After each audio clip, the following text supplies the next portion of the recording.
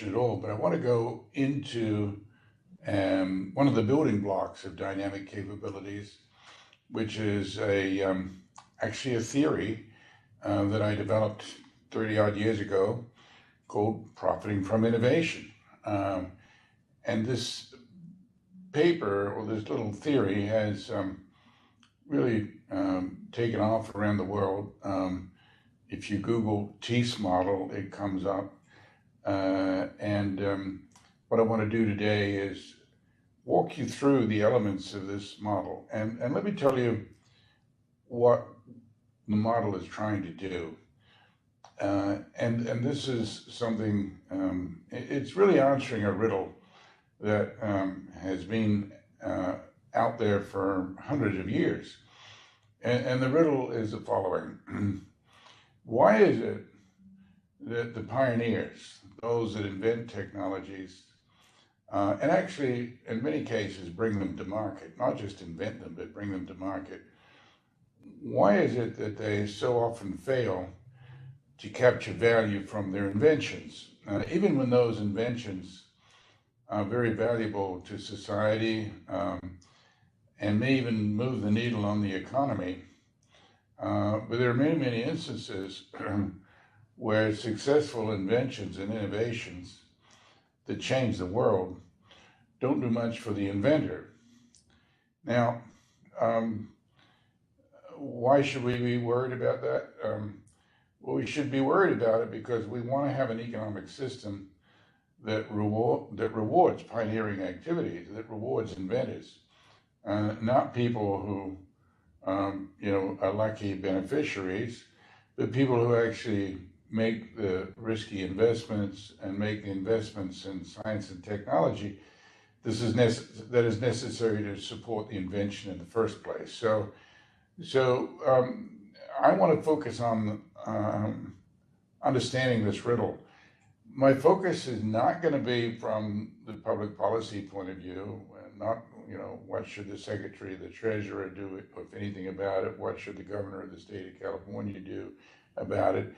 It's what can managers do about it, given the constraints that we're about to discuss. What can managers do about it to increase the odds that if you're a pioneer, you actually benefit? Because we certainly don't want to have a system where the pioneers are hung out to dry, where they make initial investments and then just only lose, because then we'll have a system where everybody is trying to benefit from what the inventor does, but no one wants to invent.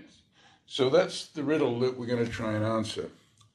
And let the starting point be the following. While the title of the paper is Profiting from Innovation, it's really about capturing value. Capturing value for the inventor, if it's an individual, or the pioneering company, if it's a company. And here's a general schematic that shows that, well, a good chunk of the benefit is going to inure to customers. We all benefit as customers when somebody invents something that we find to be useful, whether it's intermittent windshield wipers, or whether it's the mobile phone, or whether it's new materials. Customers in the end benefit. And economists call that spillover benefits, but also imitators benefit. So another category of spillover benefits is imitators, because they get to say, aha, here's something great that works, and me too. I can, maybe modify that, or maybe I can make it a few pennies cheaper or whatever.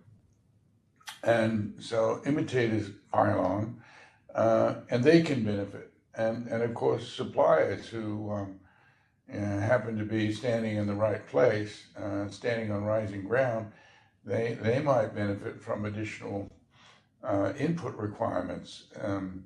So if we're talking about lithium-ion batteries and I own lithium mines, suddenly I get a boost because of the demand for something that I had nothing to do with. And the innovator, hopefully, of course, gets a positive slice of the pie as well. So, the general framework here is that the social returns to innovation are very different from the private returns. The private returns are the chunk that the innovator gets for innovation. That's the wedge that I've pulled out there, between 3 o'clock and 5 o'clock. The 3 to 5 o'clock wedge is private returns, and that's what investors get. And then we have all these other benefits. And not all economic activities are of this kind. If I'm a dairy farmer and I produce a pound of cheese, the spillover benefits are nowhere near as great as they are with invention. And that's because cheese is well known, technology, the spillover benefits are quite small. And nobody else is learning from what I'm doing. Certainly I've got hopefully happy consumers. And suppliers, well, they're not going to get much extra benefit. Guys that provide hay, it's a competitive market. There's no windfall. There's certainly no windfall once cheese has been invented.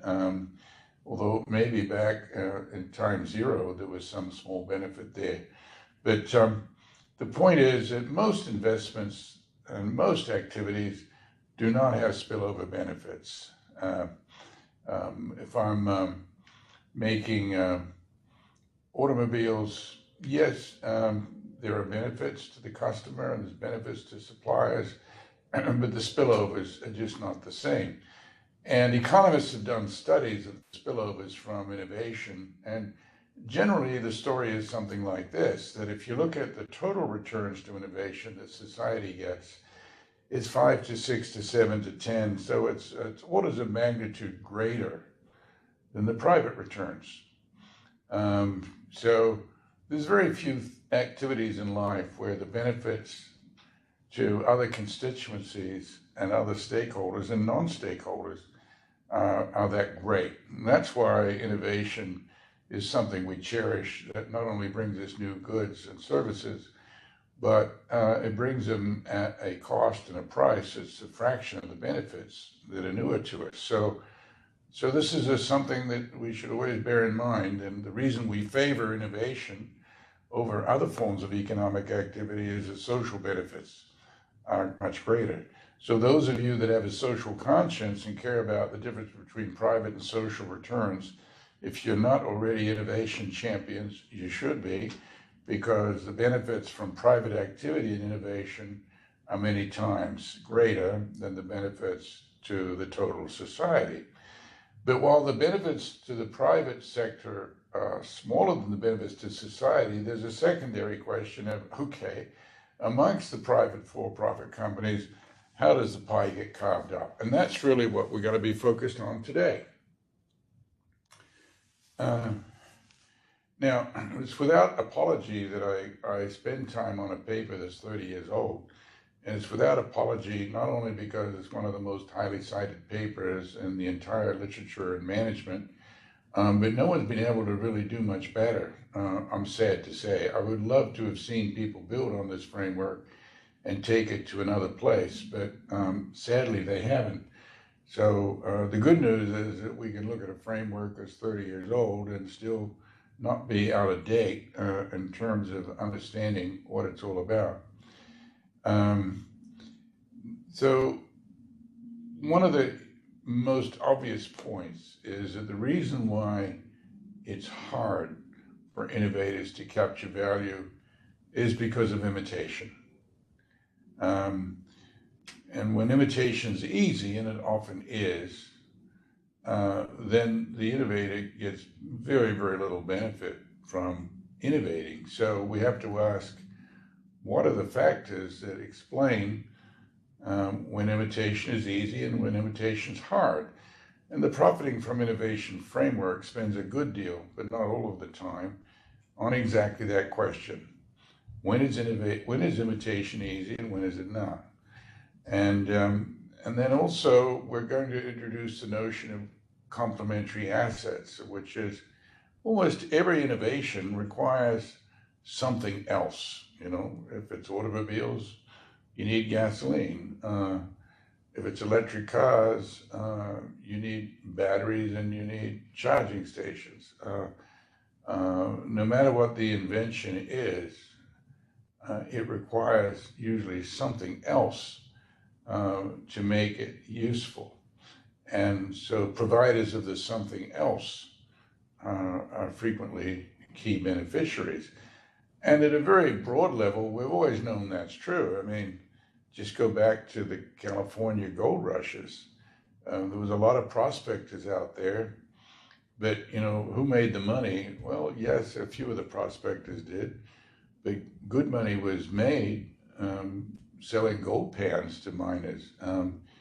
From the Haas School, we should of course point out that good old Levi Strauss sold blue jeans to the miners and made a lot of money. Most of the $25 to $30 million gift to the Haas School from Levi's and the Haas family reflects the benefit of providing the complements and getting them started in a new business, in a complementary business. That's where blue jeans initially came from. It was, as I understand it, from the mining field, and very durable cloth that not only was very long lasting, but also kept the miners warm. So it's patently obvious that complementers also benefit from innovation. But it's also patently obvious that the intellectual property system is relevant here too. If I have a patent, that provides me some degree of protection through the legal system to keep imitators at bay. But that's often not enough. So let's explore this systematically by, first of all, looking at this out-of-date diagram. In fact, one little exercise I'll give you all is to repopulate this 2x2 with more contemporary examples. So let's take some classic examples where the innovator did win. You know, the textbooks kind of tended to assume that if you're an innovator, you're going to profit from innovation, which is the northwest corner. You're not just going to profit, but you're going to win. And the imitators and followers, yeah, well, they may make something, but they're not going to make much in proportion. And DuPont with Teflon is a classic case. I don't know if that's still under patent, but DuPont, invented this material that, when particularly used on pots and pans, was a non-stick substance, and that kept on going for many, many years.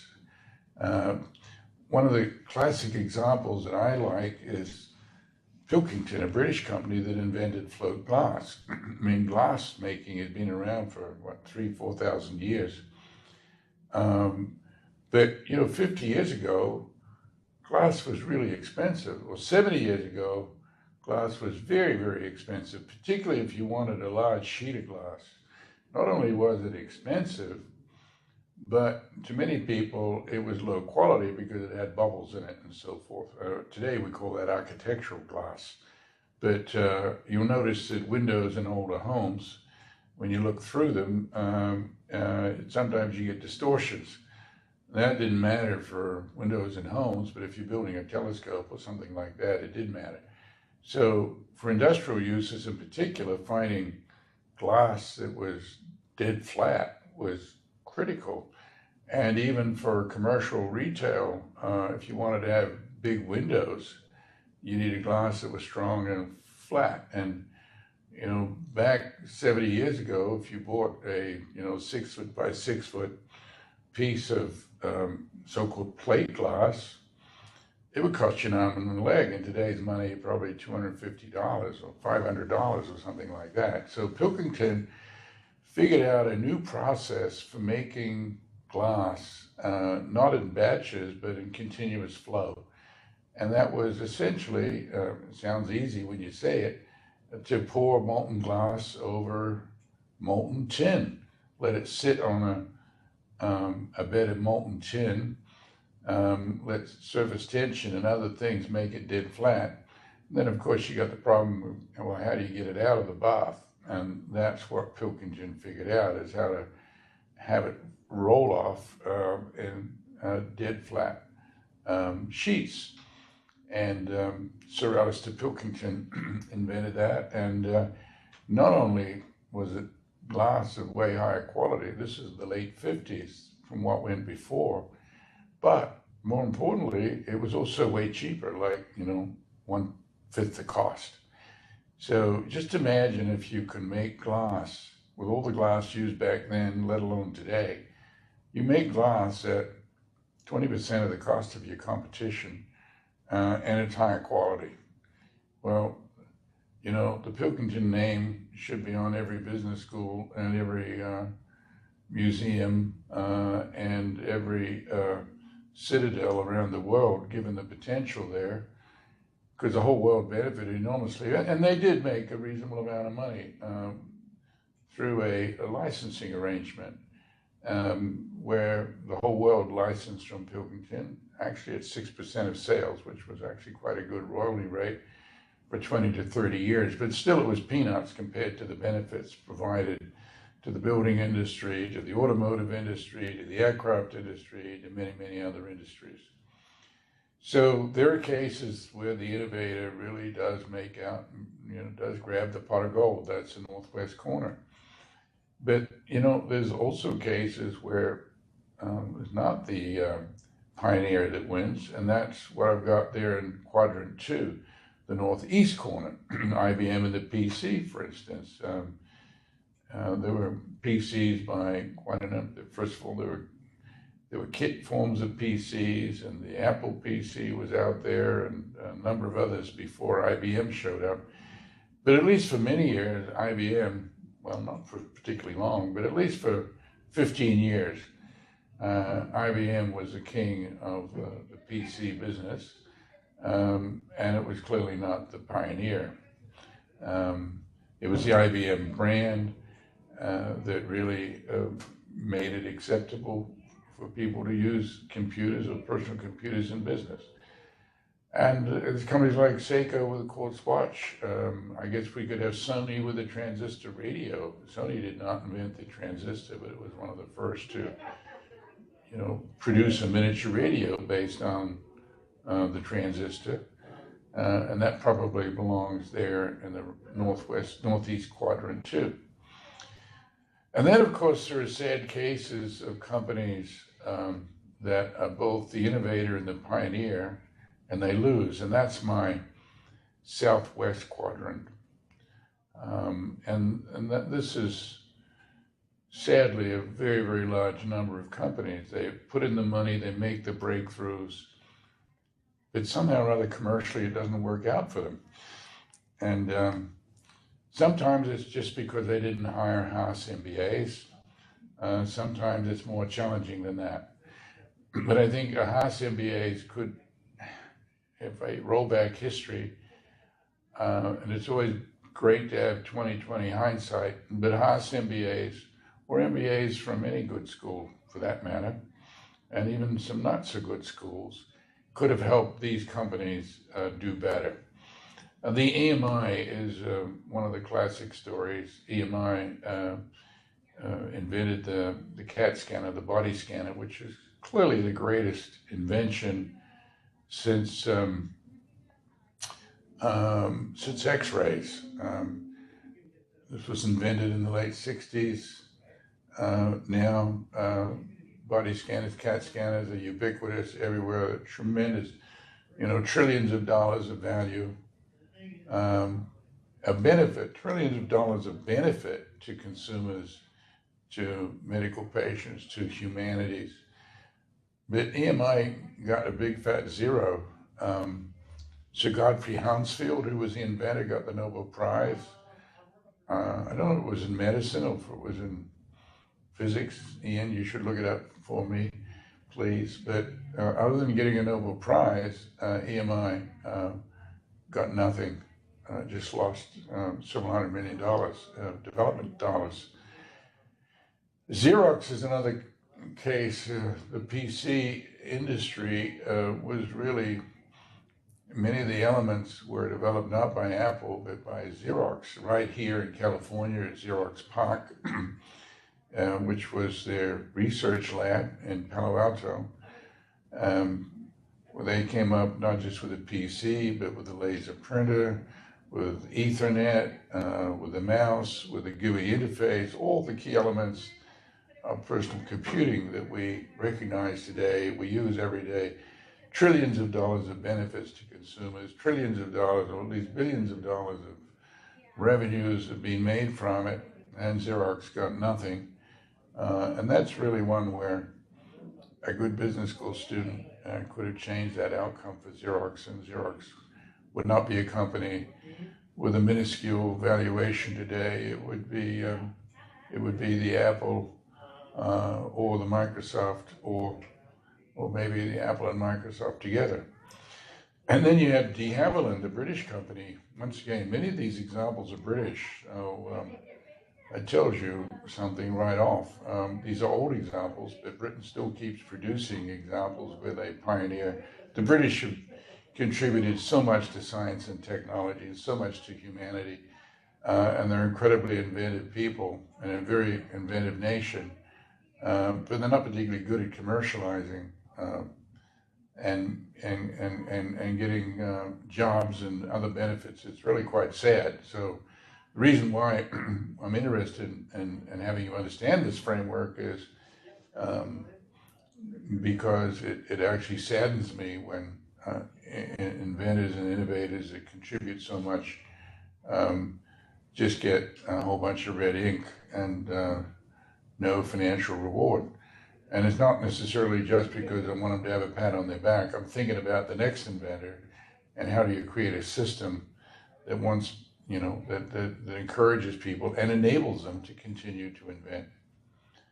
So that's the companies that invent and don't really make a dent in the marketplace. And then in the far right, we've got cases where companies are late to market, but they also lose. And there's certainly many of those as well, such as DEC with its personal computer, or Northrop, behind McDonald and behind Douglas with the F-20, no longer a major, well, actually, I think it's now part of a merged company, but, never really succeeded.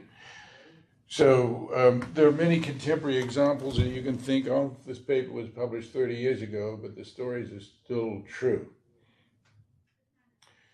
So the first category of things that impact this outcome, and I'm sure it's already obvious to you, but it's not the only thing that impacts the outcome, and it's not legal protection, it's just how easy is it to protect what I've got from imitation? And I call that the appropriability regime. Are you, as an inventor, operating in an environment where it's relatively easy to protect what you've invented, or is it relatively hard? And there's two categories of things which determine whether it's easy or hard. One, which is pretty obvious, which is illegal instruments. And that's, of course, intellectual property. Patents, trademarks, copyrights are the three key forms of intellectual property, where you have rule of law countries. If someone, copies what I do, but I have a patent on it, then at least theoretically, I can ask a court to bring an injunction to kick them out of the market. So they either have a choice of accepting the injunction or paying a royalty if that's what I want. But as a patent holder, I have the right to seek an injunction. Now, in the United States, that right has been dramatically curtailed through various court decisions. There's a court decision called eBay. It's about 15 years old now, which I think was a wrong decision, which makes it very, very hard for you to boot somebody, for you as an inventor and a patent holder, to boot somebody out of the market. The courts are very reluctant to do that in the United States.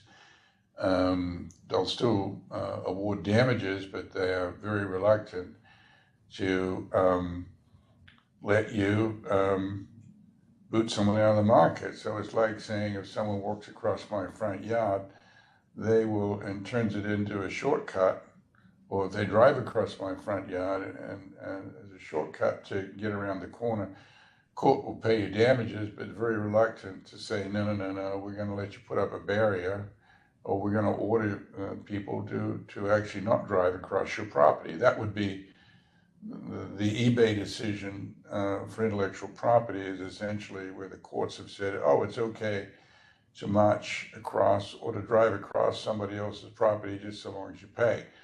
And I think that's bad law, but that's kind of where we're at in the United States.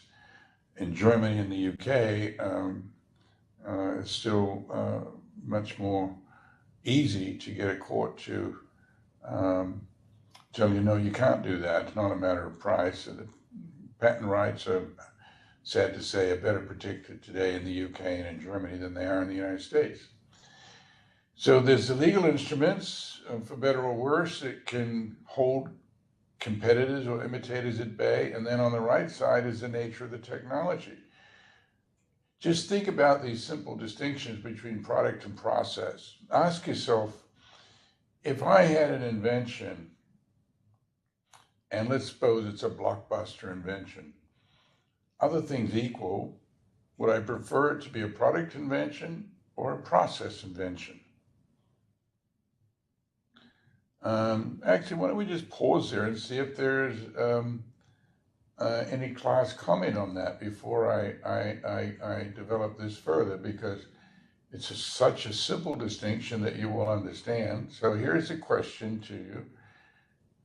You're an inventor, and you're going to invent a product, or you're going to invent a process, and they're both going to be powerful breakthrough inventions. Which one do you have the easier job protecting, or which one has the better appropriability regime, and why? Ian, can we just see if anyone's got any off the top of their head reactions to that question? No reactions so far. So if you have thoughts or questions, now's the time to post them in the chat or go ahead. Here we go. All right, so John Eastman says a product is easy to copy. So he's right. Why? Why is a product easier to copy than a process? Generally, almost always. Because it's visible to outside world. Sorry, say it again, please. Because it's visible and easy to just reverse engineer it. Yeah, no, you're exactly right. I mean, it's such a simple point, but not everybody grasps it, that if you make a product, in order to get value for it, you got to sell it to somebody. And then when it's in the customer's hands, or the customer gives it to somebody else, a competitor, it can be reverse engineered. Now, can processes be reverse engineered? Yes, but in order to reverse engineer a process, you got to get into my factory. And I don't have to sell my factory and open the doors of my factory in order to sell you the fruits of my process. I can just use my process behind closed doors, keep you out, and you don't ever get to know the secret. So this very, very simple element makes a huge difference, that the product inventor or the product innovator has to think about and deal with reverse engineering. And sometimes reverse engineering gives you all you need to copy something, sometimes it doesn't. Now with a process, it's not completely cut and dried. If I make a new synthetic rubber or something or other, it's possible through chemical analysis and so forth, through spectroscopy and what have you, that you get some clues as to how it was made. And also, if I look at an automobile, which is a product, I can get some clues as to how it may have been assembled or may have been built. But I'm not going to learn necessarily very much. So, yes, so product innovation is inherently, the appropriability regime is inherently weaker. Now, I've got two other categories of things that make a difference there too, and that is whether the invention is codified or whether it's tacit. And by codified, I mean, obviously to get a patent, it has to be codified to some extent. You have to write down and publish in the patent what it is your product does. But with a patent, if you're codifying it, at least you get protection of the patent, which is, yes, I'm telling the world about it, which is kind of like you're letting the world reverse engineer it. I'm showing them how it all works. At least I'm showing them enough of how it works, but I'm not giving them the right to use it. So if I've got a patent, I've got some protection. But then there's this other category here, which are called tacit knowledge. So there's codified knowledge and tacit knowledge. And we talked about this in a prior class. A lot of industrial processes are highly tacit. In other words, it's not written down how you actually do this. And if it's not written down, then cyber theft doesn't do you as much good. Or, if there's no secret formula, then cyber theft and other forms of theft don't help as much. So the larger the tacit component, and remember we define tacit as the inarticulable component, like some guy who's running a process, understands that when the temperature hits in a certain range and you twirl the controls this way and that way, that actually improves quality. In the artisan trade, that's obviously important. Increasingly, of course, through scientific management, the tacit component is getting smaller and smaller. But to the extent to which there's a tacit component to knowledge, it's easy to protect because the only way you can figure out the tacit component is to watch what somebody does. And that's a lot harder. So if the way you learn something is not do what I say, if it's do what I say, then it's codified. If it's watch what I do, it's tacit. And tacit's easier to protect than codified. So simple examples like, riding a bike is a lot of tacit knowledge there. It's watch what I do. The same thing with playing golf. Yes, some part of it can be codified, but it's mainly practice and the master will teach you. Playing a piano, well, that's music is certainly codified, but there's still a big tacit component. I'm using these homey examples that are not industrial examples, but clearly industrial examples are of the same kind, or there are industrial examples of the same kind. So let's take the violin. Why is it that the most expensive violins in the world today are the Stradivari, the so-called Stradivarius was this half-blind Italian violin maker, 400 years ago, and no one's figured out how to build a violin as good as Stradivarius did. So clearly, there's a very large tacit component to making a Stradivarius violin, and no one can do it. Yamaha spent millions trying to do it. They make pretty good ones, as do many other companies, but Stradivarius still commands a significant premium, and not just because of the name, but because it's a better violin, even if it's 400 years old. So that's the classic case that if you want, it bookends the story around the value of tacit knowledge. So once just thinking of these 7 factors, you get a long way towards thinking about business strategy. This is where we're going here. We're laying the foundations for the business model. What's the business model I'm going to use? Well, you know, the key questions I'm going to ask myself in designing a business model is, where do I sit on these 7 simple criteria?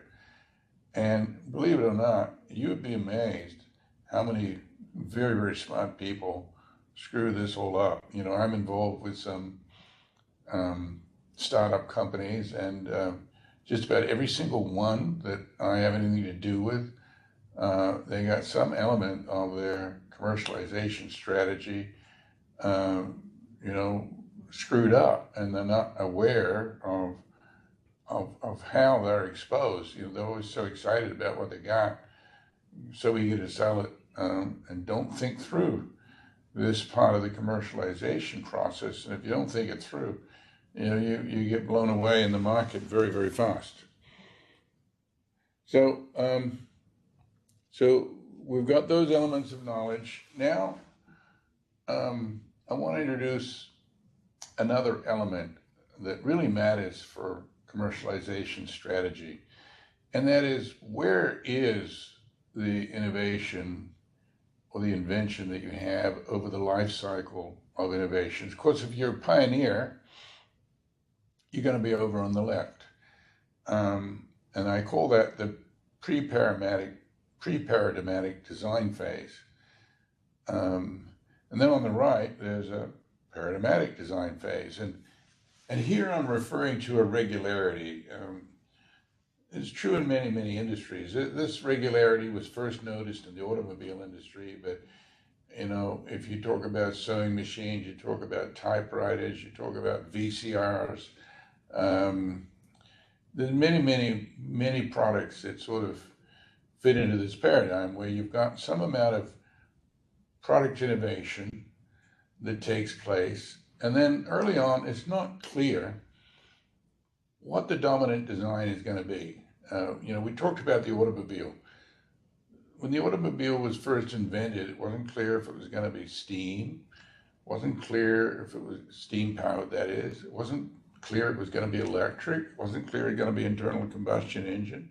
If it was internal combustion engine, it wasn't clear it was going to be diesel or gasoline, most likely gasoline. So you had all of those things going on.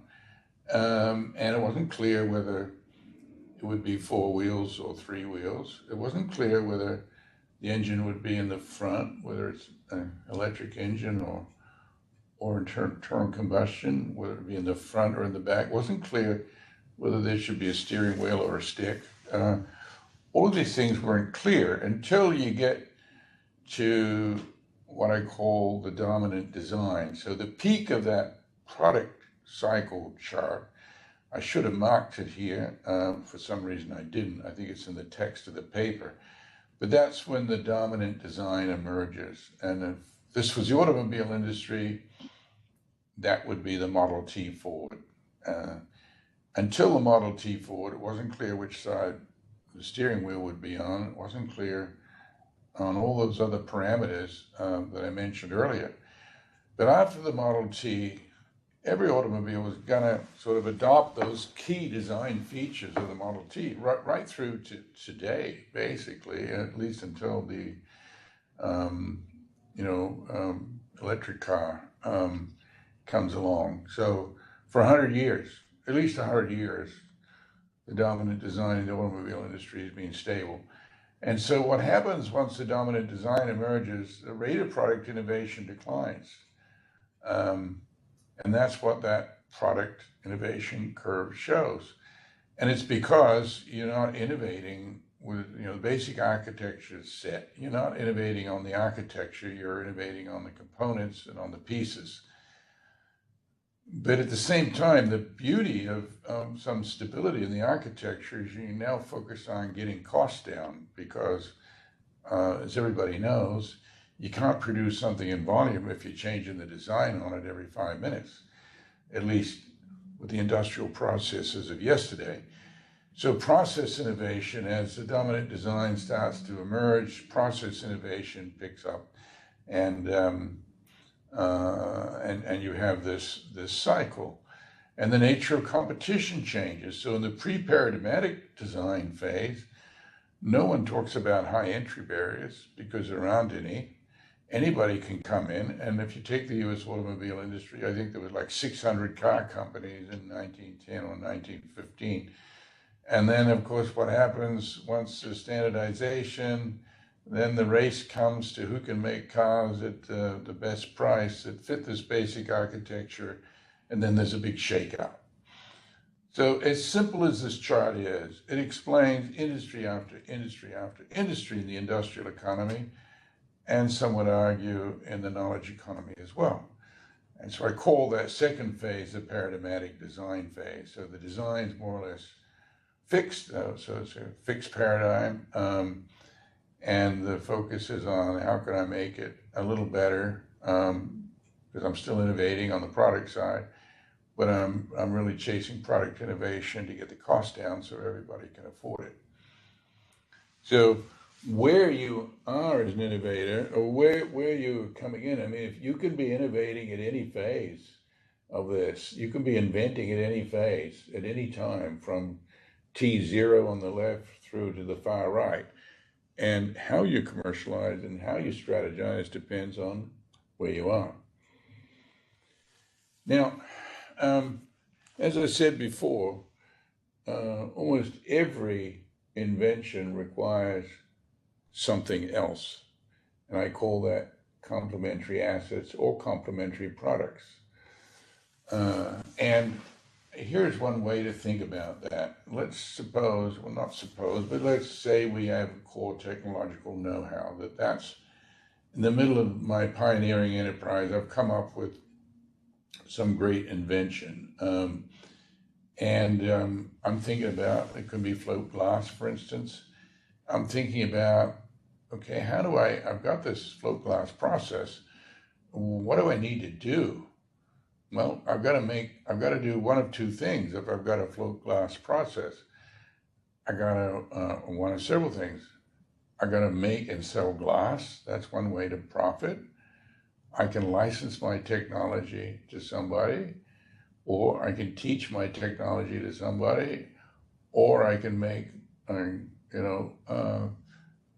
processing equipment and sell to somebody.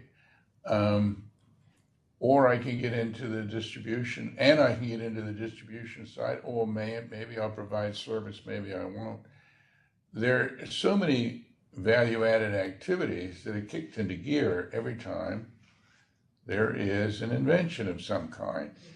So money's going to be made on all of these different activities. And a lot more money is going to be made in some activities than in others. And to represent that, or to actually create the framework to let you see why that is true, I've got the shaded areas. So first of all, let's look at the core technological know-how. I've got some of that in white, and then some of it that's shaded. The shaded bits are protected by intellectual property. And here I'm assuming that you have some copyright protection, you have some trade secret protection, you have some patent protection, and maybe you have some trademark protection too. So you got some amount of protection, but in the middle you're exposed. The white area is you're exposed to imitation. And so for each invention, you could shade this in differently. Maybe you don't have any trade secrets, but you've got copyright, which is what would be the case with software, for instance. So you can draw this diagram for any particular invention. And then with respect to the complementary activities, whether it's manufacturing, distribution, service, or complementary technologies, it's called out here, there's a fundamental question to ask. Are my requirements specific, or am I just going to rely on general commodity type services, whether it's distribution or manufacturing or service itself? And clearly, it should strike you immediately that depending on what my invention needs, the way in which where the money is going to go, is going to depend on whether these various activities are commoditized. If they're commoditized already, if my product doesn't require any special manufacturing, that's my running shoe example. If I make a new sole for a shoe, I got a choice of 300 different companies in China and probably 20 in Taiwan and 50 in Thailand and 75 in Vietnam and a few others elsewhere to make the shoe for me. So I got plenty of competition. It's a commodity business. And I can basically run an auction and I'll get very good pricing. So the manufacturer isn't going to be able to capture much of the gains from the invention. They'll keep themselves busy at low wages, but they won't capture much of the gain. So there I've shaded what's specific. Let's suppose to make my special running shoe sole, I need some very special polymers and I need some very special equipment to extrude the polymers. Then suddenly I'm dealing with one or two players, maybe just one. And if I'm just dealing with one, then I'm in a bilateral monopoly circumstance, and the supplier is in a position to extract a pound of flesh out of me because the supplier knows that I really need their services or their equipment or whatever it is. So you can begin to see that the nature of competition with respect to the supply of these complements is very, very critical. And you can also see that where the money goes is not just to the technological invention in the middle of the diagram, but it goes to these various other activities, particularly those that have specific capabilities and specific assets that I need. So this, maybe is a little bit obvious to you, but it wasn't obvious to the world until, well, at least no one had written it up in an obvious way until I wrote this paper back in 1986. And quite honestly, it was the first time that complements had really gone into play in the strategy literature. And now, of course, with the internet and with platforms and with big tech, complements what everybody's focused on. But the original paper that sort of laid some of this out was actually one that I'm proud to say I authored and published in 1986. And here's another little diagram to help you understand this a bit more, that you can have specialized as well as co-specialized. I noticed one of the questions was about Polaroid. And think about Polaroid. In order to make Polaroid cameras work, you need a specialized camera, but you also need a specialized film. Fortunately, Polaroid made both. But just imagine that Polaroid, the invention was in the camera, but they had to rely on somebody else for their film. This is for the early version of sort of pre-digital instant photography. Then, if I make the film and you make the camera and you don't know how to make the film to work in your camera, clearly we're going to divide the spoils. So having the things you need be quite generic and commodified is really important. So you have to understand this co-specialization idea to really understand where the money's going to go. So all of this is very important for strategic planning and for figuring out your commercialization strategy. This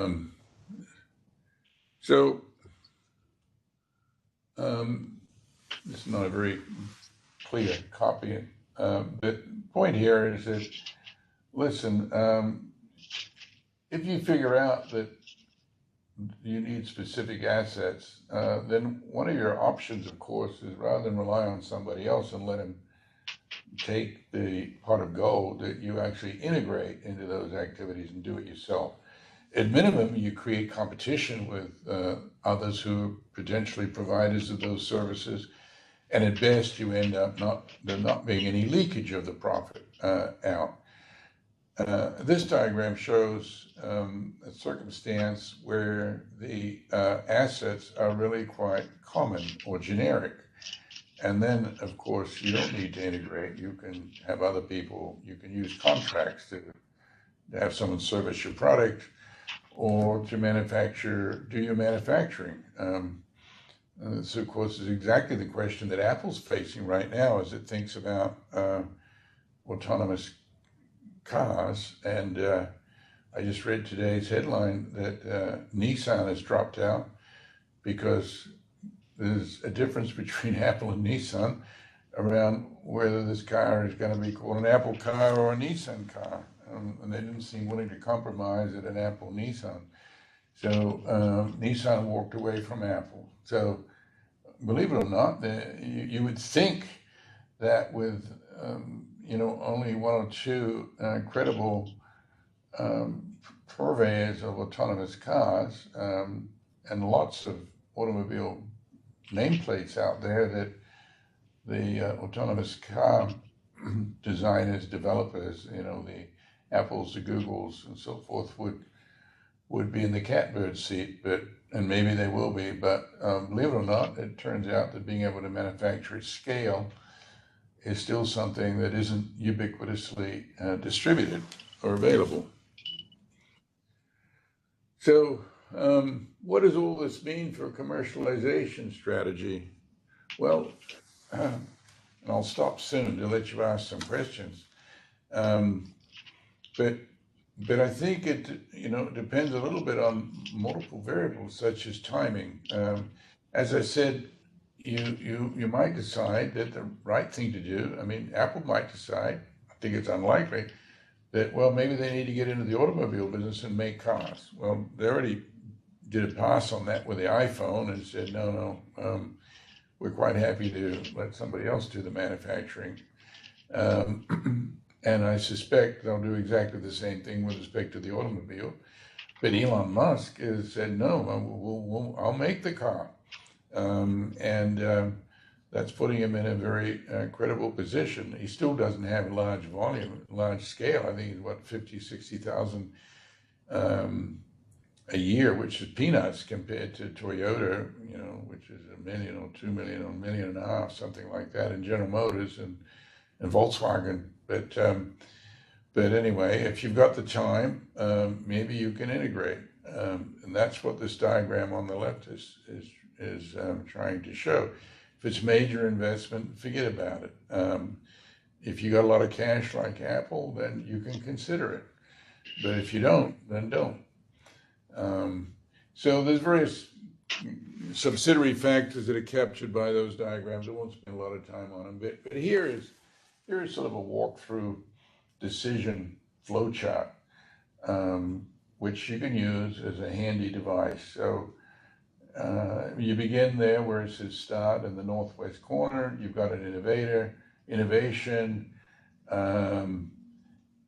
Is it commercial?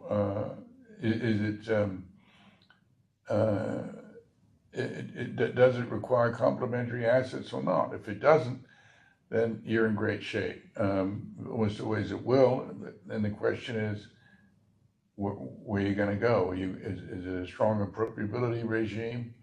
If the answer is yes, you can contract. So the answer here is that property rights, the basic story is you can cut deals. That's what contract for access means. You can partner.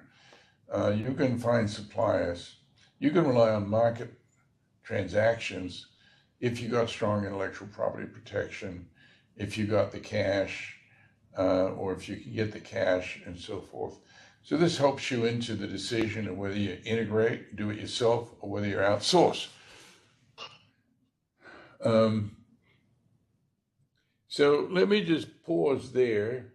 Well, actually, no, I'll pause with this chart here. It's rather a busy chart, and there's a lot going on at once.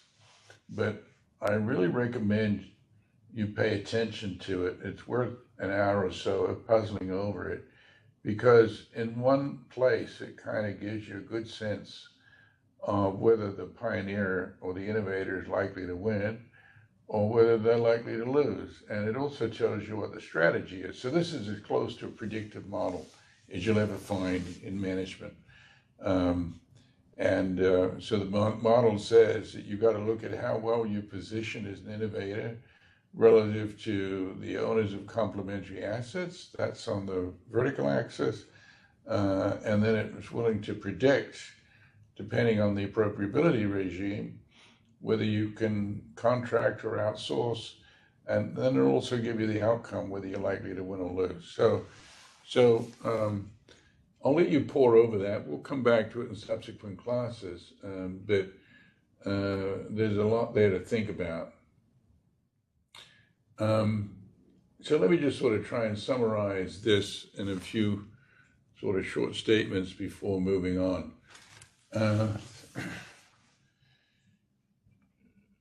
First of all, because this paper was written in '86, there's almost no reference to the digital economy other than PCs.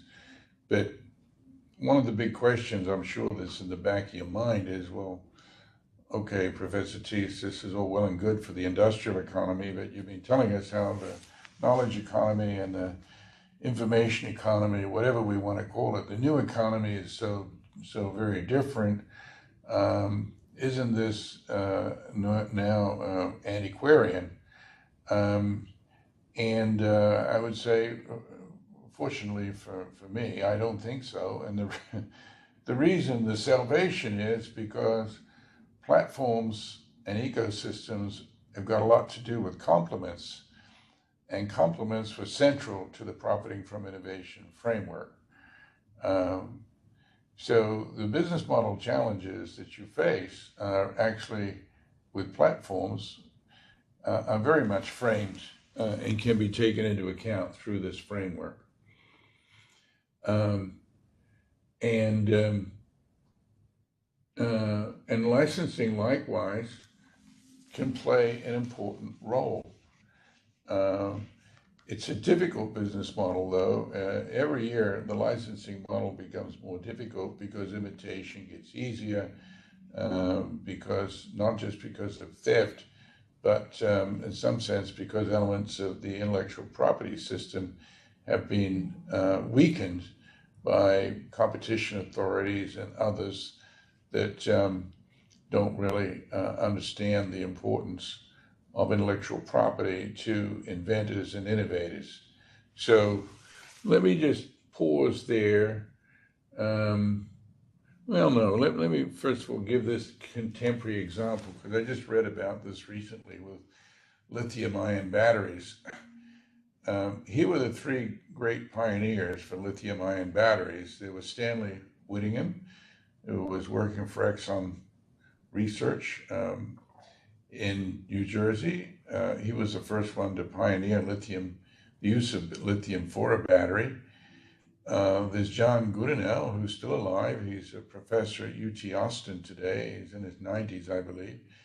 And when in the UK, on being supported by Oxford University, he made an important breakthrough and was able to double the voltage of the batteries of the lithium-ion batteries. And then subsequent to that, and building on Goodenow's work and Stanley Whittingham's work, Akira Yoshino was able to develop commercially viable lithium-ion batteries. And then if we continued this, of course, we would show lithium-ion batteries making their way into laptops, making their way, of course, into autonomous vehicles and into automobiles. So the pioneers here, in one case, Exxon is a large corporation, and Oxford is a university. Asahi, I think that's the same as it's either Asahi Glass or Asahi, I don't know if it's a brewing company or which Asahi company it is, but large corporates. So none of these players were significant beneficiaries from lithium-ion technology. Goodenow says the British government collected some royalties, but I haven't seen any evidence it's very much. I'm not aware that Exxon got any significant royalties from their patents. I'm sure they had some patents, and I don't know quite what Asahi Casey managed to capture either. But clearly a big industry today, and Elon Musk and Tesla are great beneficiaries from it, as are Apple and Samsung and just about every Huawei and just about every other company out there, and we're all beneficiaries of this. But the inventors and the inventing companies didn't get much of anything. So is this again commercial failure because of a lack of strategy, or is it bad luck, or a combination of the two? So let's just pause there, Ian. We've been going an hour, and see if we've got any questions.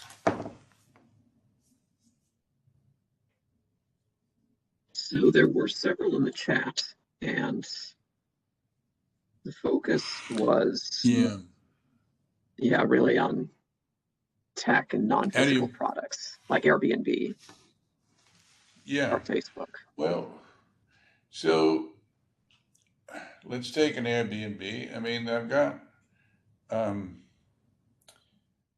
clearly when you develop a platform like that, you get, early on, you get a brand. So you get, the invention is the app, but if you're early, you get to develop a complementary asset, which is a user base. And being first enables you to build the complement, and then the complement actually becomes, and the brand which you build on top of it becomes more valuable, maybe, than the original app itself. So I think one of the lessons there is how being first to market with a good app actually enables you to build other complements. And actually, I'll go back to one example I skipped over, which was NutraSweet. Searle came up with aspartame, but they developed a brand for aspartame, which is a sweetener that we all used at that time in coffees and in colas and so forth. They developed the NutraSweet brand so that at the time that the aspartame went off patent, NutraSweet was still a sought after product because of the brand name. And they used Coca-Cola and others. They forced Coca-Cola, when they had control over the technology, to put the NutraSweet swirl on the can, and we all became familiar with it. So the complement became more valuable than the original invention. And I think, in a way, the story with Airbnb is a little bit the same, but there's also another factor, which is you develop a customer base and so forth. So, so you, as you point out, the core product process platform is straightforward to clone. Yes, but the complement's not so straightforward to clone. Well, do you have any comment on that, Christian? Yeah, so my question was just more about along the lines of how to map that back to the probability regime. So what is it a product or a process in the case for Airbnb, for instance, or is it more like a tacit property, intangible asset, or how should we think about it? Yeah, good, very, very good question. So it's, you know, the appropriability regime is about the nature of the technology and the intellectual property protection. And look, the Airbnb is protected by trademark. So I can't go use Airbnb. I can't use anything that looks anything like Airbnb because they can intervene in the courts and say I'm passing off as Airbnb. So I've got that. Plus, you've got data. The other thing is, I'm glad you reminded me of this. Once I'm in the marketplace, I start generating data, and I use that to provide other services. So this is sort of a virtuous circle where you develop, well, complementary asset, which is big data. So it doesn't fit neatly into the framework, but I think it fits. But I'm certainly open to a view that it doesn't fit. While you're thinking about that, I see Ashok says we need a third kind of innovation, business model innovation, to accommodate the ownership of usership. Yes, well, indeed. But the choice of strategy, you go back to that flow diagram, which said, do you license or do you integrate? You know, that's really a primitive form of business model. And you're quite right. Business model innovation, I've said this many times, is in the internet world almost as important as technological innovation, if not more so.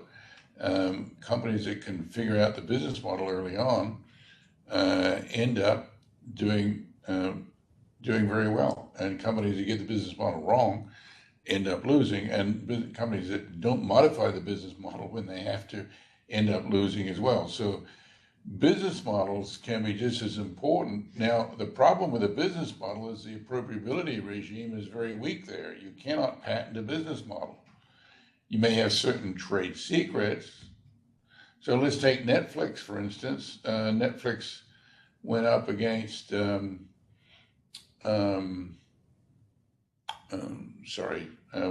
was the name of the company that was selling digital? Blockbuster, sorry. And then when Blockbuster came after Netflix, there was some copyright protection, there was some code there behind various technology that Netflix had developed that Blockbuster got at least its wrist slapped for trying to imitate it. But they were not, it was not the entire business model. It was various little elements of the business model that you can protect through intellectual property. The business model itself is something that is sufficiently obvious. You remember with patenting, you need an not obviousness defense. If what you're doing is obvious to someone familiar with the trade, then you can't claim protection. So these are all very good points. And then the critical mass of users is a consequence of interaction process from Asta. Yes. So timing there, that's bringing in the timing thing. If you're in early and grow fast, you get to build your complements. It's not just being first, it's being first to build and to curate and to reuse the data that you have. So, and then the dominant design issue, you know, maybe you get to become the dominant design, but a dominant design can be overturned. Not always, but it can be overturned. I mean, let's take automobiles. Yes, the dominant design for many years was engine in the front, but, you know, Volkswagen Beetle was engine in the back, and that went pretty damn well. Although the Corvair, which was a Chevrolet engine in the back, did not go particularly well, but certainly the Volkswagen Beetle did. That was very contrary to all other models. So, yes, all of these are very important questions. Complementer is AWS to all of these tech companies. Well, yeah, so AWS actually provides to all these tech companies, that's a generic asset. So if you go back to the specific versus generic, they all get a big lift from AWS. So AWS gets, you know, certainly demand for its services. But if everything's doable on the cloud, then that's clearly not going to be a point of differentiation, having access to cloud computing, because everybody in the world has access to cloud. Almost everybody in the world has got access to cloud computing. But I can see from these questions, you're getting the flavor of the question of the type of analysis that needs to be done. Yeah. So let's keep going here. So that's Professor Goodenow.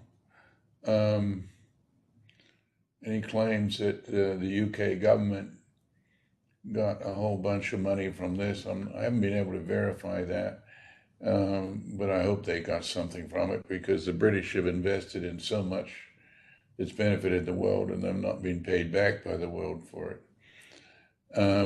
So here's a sense of, well, where is the money going? Who's really benefiting from lithium ion? This is not an attempt to calculate social returns in any meaningful way, but clearly Korea and China, companies in Korea and China and Japan, and to a lesser extent the US, have benefited from the lithium ion battery boom. And I think China supplies, you know, I don't know, 6% of the world's lithium, and some of it comes from Latin America.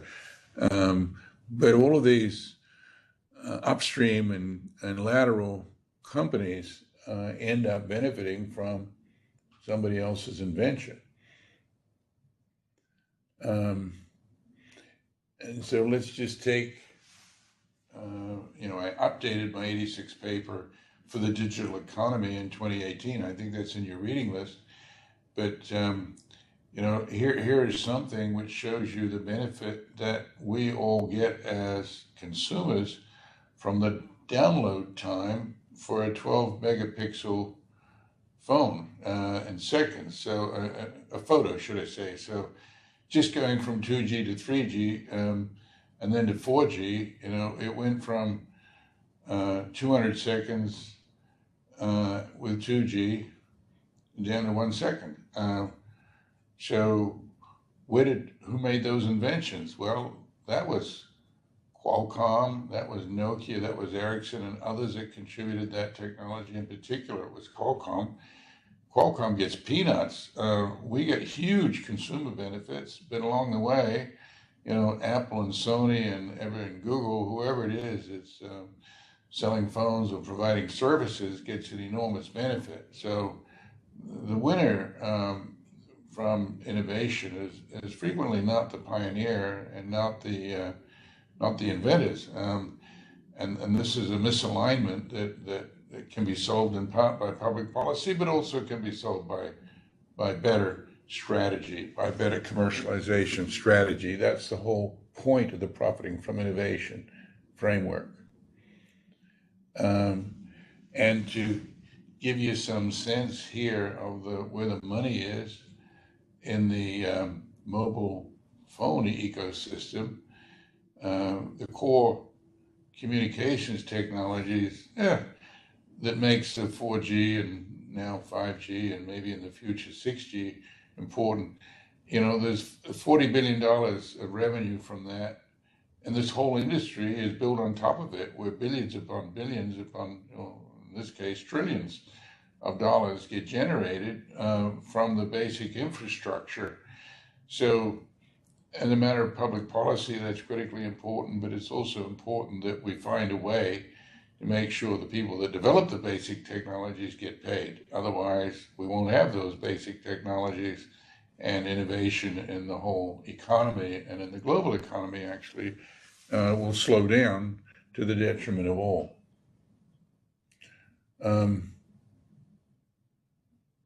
Now, I talked a little bit about complementarities. I would say,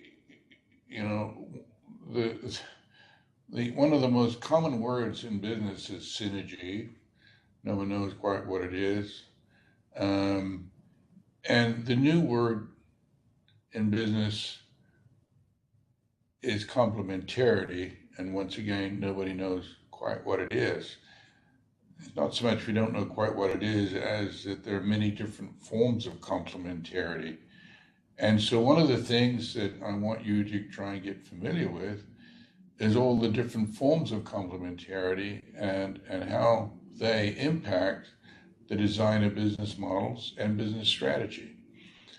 And when people talk about complementarities, hopefully you ask, are you talking about consumption complementarities? Are you talking about production complementarities? Are you talking about asset price complementarities? Are you talking about technological complementarities? There are many, many, many different types of complementarity. And the paper that I assigned that I wrote a few years ago goes through in some detail each of these different types of complementarity. I don't plan to walk you through them step by step, but do read that and keep those distinctions clear in your mind. Let's take a very famous paper in finance by Hirschleifer. That's the one that's cited there in 1971 about asset price complementarity. And Hirschleifer, who's a finance professor at UCLA, made the observation that, look, if I'm an inventor, there's another way that I can benefit, that I can appropriate value. And that is, if I've really got good foresight, I can go and buy those assets that are going to go up in value and sell the assets that are going to go down in value. So if I'm Elon Musk, much as he hates shorts, but if he wants to get his own if he wants to get even, he could say, well, I should short General Motors and Ford and all these other dinosaur companies, as he sees it, that are going to be destroyed because of his technology, double down on Tesla. Well, clearly he's doing very well on Tesla, but Hirschleifer points out that an inventor, if they've got an asset portfolio or sufficient liquidity, can actually go into asset markets and buy long or buy short, and indeed some do. I wouldn't be, Henry Ford, for instance, vertically integrated, not just to make sure he had adequate supplies, but to profit from the general increase in demand in the automobile industry for rubber and for lumber and for steel and things of that kind. So you do have a way to benefit from complements without actually owning them, just by buying companies and buying securities where there are representation of those assets in the portfolio companies at issue. So understanding complementarities and the various ways to capture value is important. So let me also dwell for a moment on one other factor, and that's this question of standardization. And in the automobile industry, we talked about dominant designs. We talked about the Model T Ford sort of defining what the car was going to look like. But sometimes standards are not set in markets. Sometimes, they're set by standard setting bodies. Or sometimes, yes, they are set in the market, like with Sony with the Beta standard and Matsushita with a VHS standard for videos. So standards can also become a way in which you get leverage over marketplace developments. And as an innovator, if you set the standard and you then license that standard, you can potentially get value from the standard as well, or you license technologies that supports the standards. So what you hope is that the market will move towards your standard. But the only way the market's going to move towards your standard is if your standard is better. So thinking about how standards play into this, whether they're agreed upon standards or by technical associations like IEEE or ETSI in Europe, or whether they're determined in the market, such as the basic standard for the automobile. These issues play into the commercialization issue as well, to the commercialization strategy as well. So all of this comes back to actually the key role of intellectual property. I'm going to pause here shortly, but remember I started this talk by saying how innovation has all of these spillover benefits. And that's because, the property rights around innovation are not well defined. If I've got an invention and you copy it, maybe I can protect it. Maybe I've got some intellectual property, maybe I don't. Whereas if I own land, if I'm a real estate baron, I've got a pretty good chance of keeping you off my land. If I'm going to build on the land, you're not going to build on the land. If you build on the land, I'll have a court come along and condemn your structure and have you remove it. Well, sadly, in the area of intellectual property, it's not quite so easy. It's very hard to get a court to come along and condemn you for using my intellectual property and then have you remove it. It's costly litigation and so-called patent litigation or trade secret litigation, and it often takes a long time. And I'm not saying it's a short process if it's real estate, but it's just the boundary lines around intellectual property are not as crisp as they are around real property.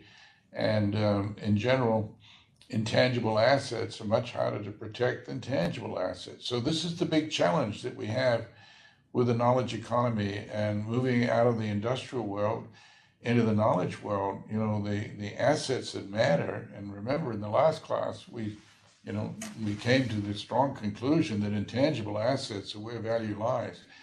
So at the same time, while intangible assets are where value lies, you know, what are we teaching in business schools about how to manage intangible assets? Almost nothing. What are we teaching in law schools? Not much. We're teaching a little bit around intellectual property. But the world we're moving into is one where intangibles are way more important. So I've written this little paper called Get IP Smart for Corporate Survival and Growth.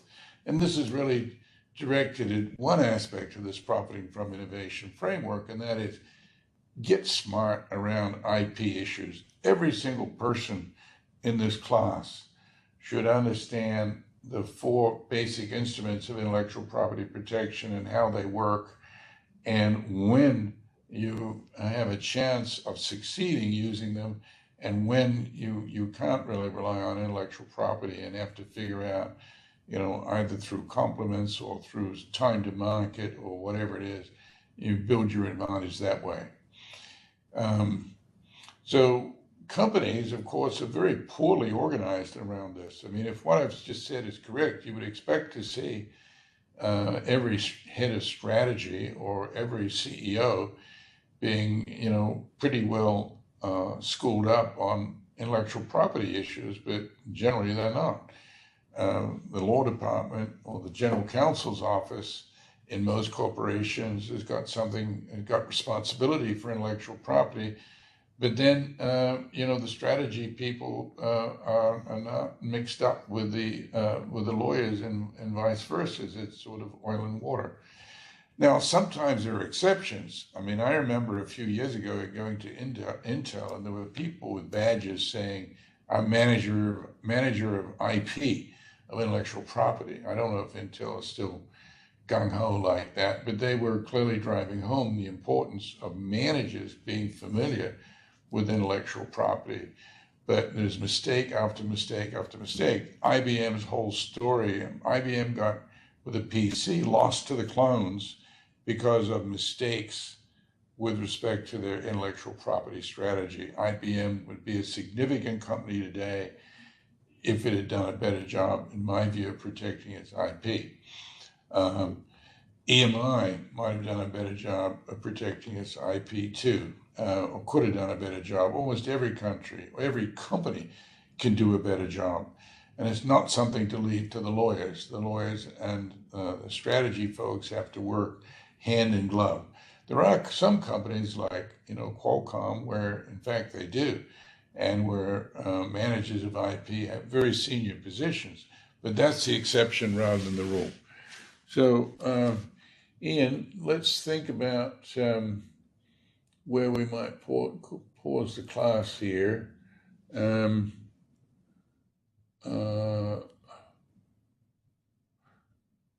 Oops, I screwed up here. So let's just recap some of the disasters, if you will, that happened because IP wasn't in proper focus. And this is a slide that I drew from the paper I wrote, How to Capture Value from Innovation, with my former student, Gary Pisano, in 2007. Xerox PARC, right here in California, you know, 60 miles from where I'm sitting, is the classic case of failure in commercialization. Xerox really missed the boat. Why? Management error. Management was too busy doing mergers and acquisitions and was completely turned a blind eye to what was going on out on the West Coast. Xerox was managed back in Stamford, Connecticut. The management wouldn't put forward the dollars that were necessary to commercialize these technologies, and they didn't understand what they had. Literally, the management didn't understand that they were on the threshold of inventing the computer industry, and instead, distracted themselves with financial shenanigans.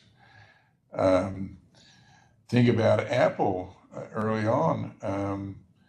actually it did invent before, we've all got iPads now. It wasn't the first effort at an iPad. Way back 10, 15 years earlier, they had something called the Newton, which was a PDA, but Palm blew that away. So the first experiments with the product failed, and that was in part because there wasn't any content available, and it was a product that was too early. So you can be too early as well as too late. Netscape invented the browser, but Microsoft captured more of the market. That, of course, led to an antitrust case. Apple's iPod was not the first MP3 player, but it has the commanding position in that category today. We discussed that last time. Clearly, being first is not what it's about. Merck was a pioneer in cholesterol drugs, Zycor, but Pfizer, a late entrant, secured a superior position. Excite and Lycos were the first real web search engines, but they lost out to Yahoo, and then Yahoo lost out to Google. So you have a changing of the guard in the marketplace, and some of this is probably inevitable, but in many cases, it's avoidable, not just for the benefit of hindsight, but if you go back and stand in the shoes of the pioneers or in the shoes of the managers making the decisions, I think you probably could have seen it differently. So let's pause here and take our break. And come on back, and I'll tell you a little bit about the exam before continuing on with this framework and some additional things on the profiting from innovation. Some additional issues on dynamic capabilities. Okay, Ian? Good, yeah. Professor Teece, I'll mute the conference room remotely, so you don't need to mute it, so I'll take care of that. But otherwise, yeah, reassemble in 15 minutes, I guess. Okay, so at 7:45, we'll be back. Yeah.